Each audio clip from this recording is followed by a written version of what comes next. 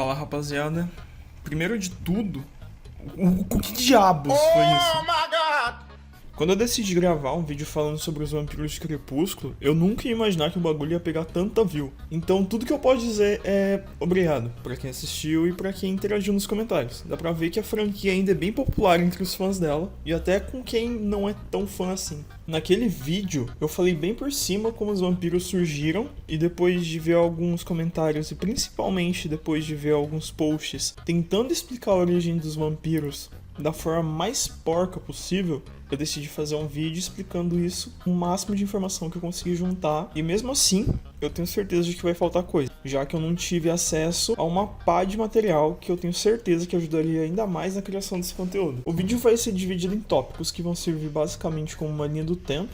Então, da mesma forma como meus 2 outros vídeos narrados, vocês podem ouvir livremente como podcast.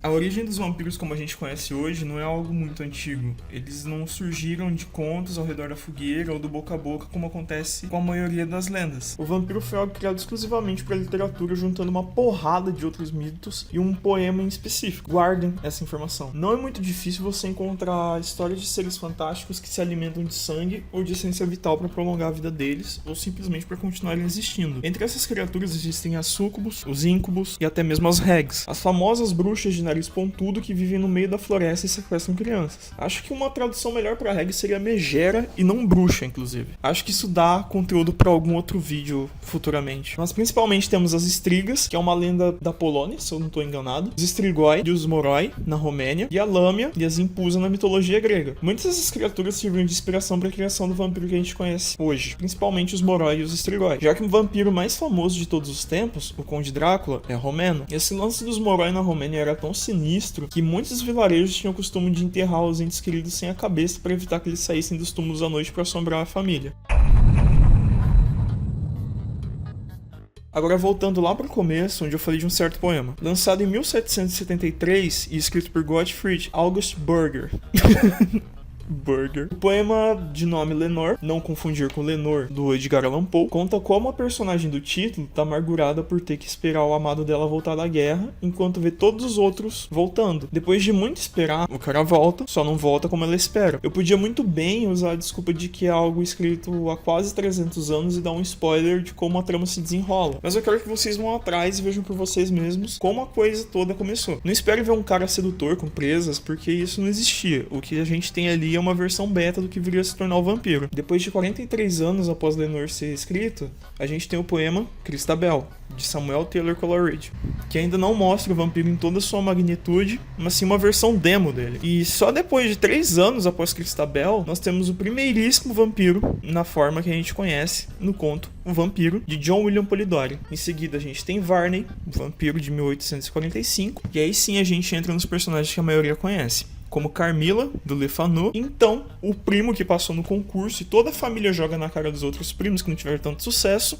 Drácula de Bram Stoker. Eu vou abrir um parêntese aqui sobre algo em particular que me tira umas risadas sempre, que é o fato das editoras aqui do Brasil publicarem Carmila com o subtítulo de A Vampira de Karnstein, ou simplesmente A Vampira. E sempre tem uma citaçãozinha ali em cima, meio pretensiosa, falando a história que inspirou o Drácula, ou A Vampira antes do Drácula. Cara, Carmila é um livro de mistério completamente puxado pro gótico. A gente não sabe o que a Carmila é até pouco mais da metade do livro. E como ela é muito menos famosa do que o Drácula, obviamente que quem não é muito ligado, com certeza ia ficar curioso pra saber o que cacete tá acontecendo. E os caras simplesmente decidem colocar no subtítulo o plot twist da obra. O pior é que até onde eu sei, isso só acontece aqui. As capas da gringa que eu dei uma olhada, a Carmila só segue com o nome dela, não tem nenhum subtítulo. Isso me lembra aquele tweet de um cara falando sobre como A Hora do Vampiro, do Stephen King, foi publicado aqui no Brasil. Atualmente, o título foi mudado e ele se chama só Salem. Acho que também é impossível falar sobre a Carmila sem citar que ela acabou se tornando um ícone LGBT. Embora o livro seja escrito pela perspectiva meio preconceituosa do Le Fanu, a personagem é lésbica e até teve algumas adaptações cinematográficas bem menos populares do que a do seu primo mais novo. Eu infelizmente não vi nenhuma.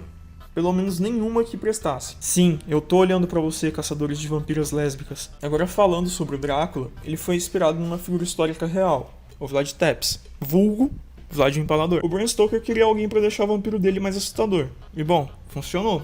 E funcionou tão bem que Drácula foi aquele que colocou o último prego no caixão, piada não intencional, do que o vampiro ia ser até chegar no cinema. Aqueles mais atentos e que assistiram Castlevania da Netflix podem ter notado algumas semelhanças em questão de nomes, com exceção do Drácula e Carmilla, que são meio óbvios. A gente tem a Striga e a Lenor, que foram referências feitas pelos criadores da série. Aí você pode ver que os caras fizeram o dever de casa. A Carmilla é mérito completo dos jogos, porque ela é um boss de lá. Acho que ela é um boss em 3, 4 jogos da franquia. Mas então, o que caracteriza um vampiro clássico? Basicamente, Eles podem se são transformar bonitos, em animais, eles são sedutores, eles são imortais, têm regeneração avançada, precisam de um bicho pra entrar, eles até podem virar névoa. se alimentam de Alguns sangue, mais poderosos precisam dormir podem no controlar caixão. o clima. Eles são pouco fortes, da eles terra são rápidos. onde eles Então nasceram. ele, No livro do Drácula, eles têm problemas de cruzar água corrente, rio, sei lá, nadando, por exemplo. E ele vai com a arma no sol, estaca no coração, isso paralisa. E acabar com eles fazem estar um pouco mais fraco no caixão. E tem que ser feito por decapitação e a cabeça tem que ser afastada do corpo. Essa é a única forma deles serem mortos de vez.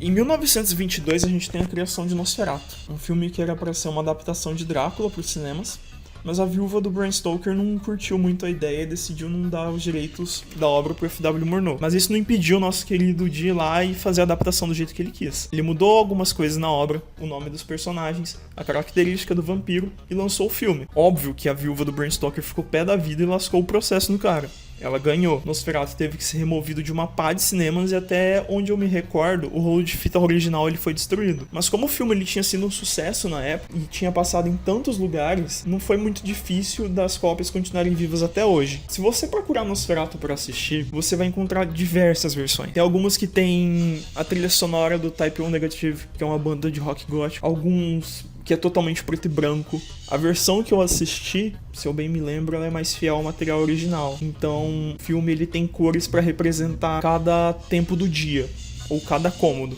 Quando tá de noite ele tá azul, quando tá de dia ele tá rosado, em ambientes com luz ele tá amarelado.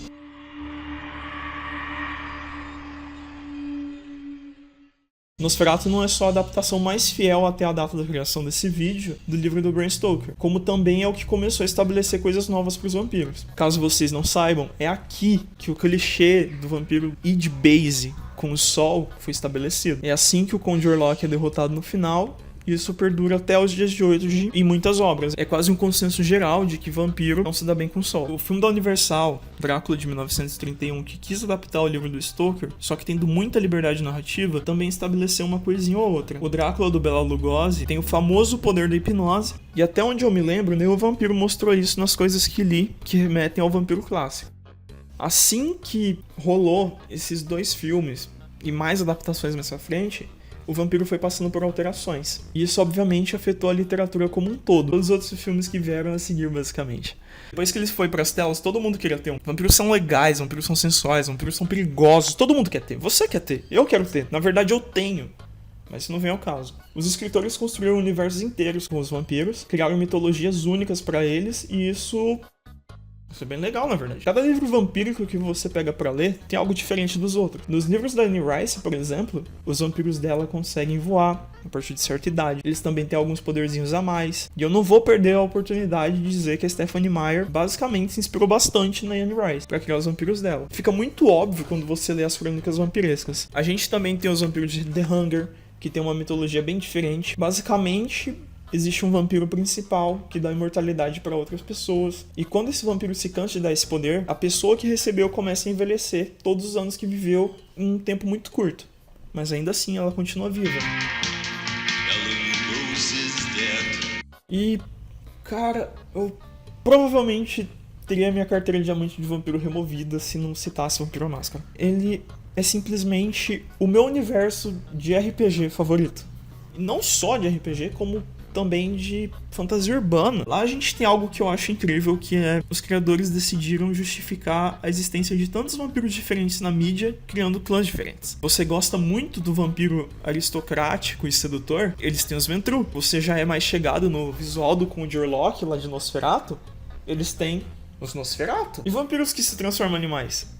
Bom, eles têm os Gangrel, algo que eu acho genial. E sempre que eu falo de vampiro em uma conversa aleatória, eu sou obrigado, por lei, a citar Vampiro à Máscara e falar dos 13 clãs, um por um. Aí meus amigos me deixam sozinho na mesa e fogem pela janela do banheiro. Acreditem, isso é real, aconteceu várias vezes, é um pedido de ajuda. Nos universos grandes, nós também temos os vampiros de Buffy, uma caça vampiro. Eu, obviamente, vou citar, é minha série favorita. Lá existem dois tipos de vampiro. Na série, eles são tratados como metade demônios. E nos quadrinhos, a gente descobre que dois demônios muito antigos foram responsáveis pela criação dessas duas espécies. Também temos os vampiros de Anjo da Noite, que não são bem mortos-vivos, e sim um passo a mais na evolução. Basicamente, eles têm o coração batendo. E eu lembro que quando eu assisti Anjos da Noite 4 e vi a cena da Celine reanimando um vampiro pelo coração, eu achei muito bizarro. Eu não tava acostumado com esse tipo de coisa. E não é porque foi gore ou coisas do tipo. Eu não tava acostumado a ver vampiro com o coração batendo. Além disso, temos mídias mais atuais que não tratam vampiros como vampiros em si, mas sim como uma espécie diferente de zumbi. Eles não parecem ser racionais, vivem aos montes e tudo mais. E como exemplo eu posso citar Eu Sou a Lenda, tanto o livro quanto o filme, e 20 Dias de Noite. Eu sei que existe a Academia de Vampiros, que usa os Strigoi e os Moroi, que eu citei anteriormente,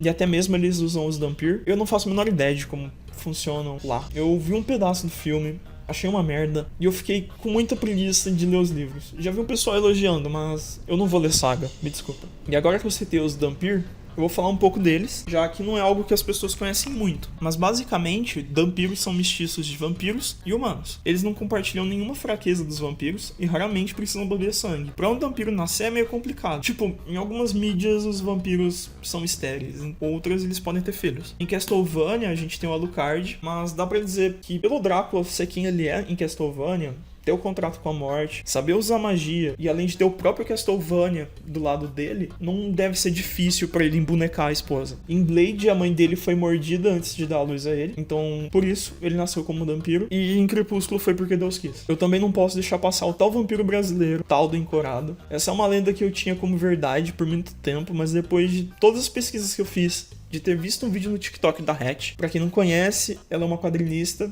ela estuda o nosso folclore, e é praticamente uma especialista quando o assunto é lobisomem. Eu entendi que o Encorado é baboseira. Resumidamente, a história foi colocada numa revista sobre vampiros lá pelos anos 90. Essa história foi repetida várias e várias vezes em diversos blogs. E esses blogs têm sempre o mesmo trecho. Quando você pesquisa, você não encontra nada. Se você pesquisa relato de Encorado, você não encontra nada. E, inclusive, já entrando na questão aqui de relato de vampiro você não encontra. Porque se você encontrar, suspeite. É muito mais fácil você encontrar relato de lobisomem que pareça real ou de aparições do que de vampiro. E agora que vocês sabem que vampiro não é uma lenda em si, vocês entendem o motivo de não existir tantos relatos de vampiro, e quando existe, parecem muito falsos. Eu vou deixar na descrição desse vídeo o vídeo da Hatch que eu acabei de citar. Leiam Sétimos Filhos, é muito bom. Tendo dito tudo isso, eu vou traçar um mapa mental pra vocês entenderem basicamente tudo o que eu disse até agora. Eu vou praticamente mastigar toda a informação com um mapa mental, contando da onde veio os vampiros, como isso evoluiu até a coisa que a gente conhece atualmente. E o que caracteriza um vampiro moderno? Bom, se você quer criar um vampiro moderno, a receita é bem mais fácil, na verdade, do que um vampiro clássico. Você tem muito mais liberdade. Eles só precisam de sentidos apurados, super força, super velocidade, imortalidade, se alimentar de sangue, a regeneração, e eu não posso deixar de fora a questão do sol. É algo que é muito característico do vampiro moderno. De resto, você pode colocar o que você quiser, nada impede. Eu, pessoalmente, sou muito mais fã de vampiro clássico. Enfim, se faltou alguma informação, eu sinto muito. Eu tenho certeza que deve ter faltado alguma coisa, porque eu quis fazer esse vídeo da forma mais resumida possível. Porque se eu fosse fazer um vídeo explicando as lendas, esse vídeo ia pegar uns 50 minutos e não é o tipo de coisa que eu gosto de produzir. Eu só edito e faço vídeo por puro hobby. E eu não queria me dedicar, sei lá, editando mais ou menos 2 horas de material bruto pra fazer 50 minutos de vídeo. No mais, é isso. Até a próxima.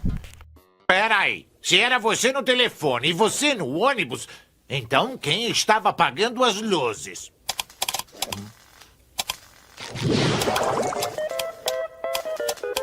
O Nosferatu!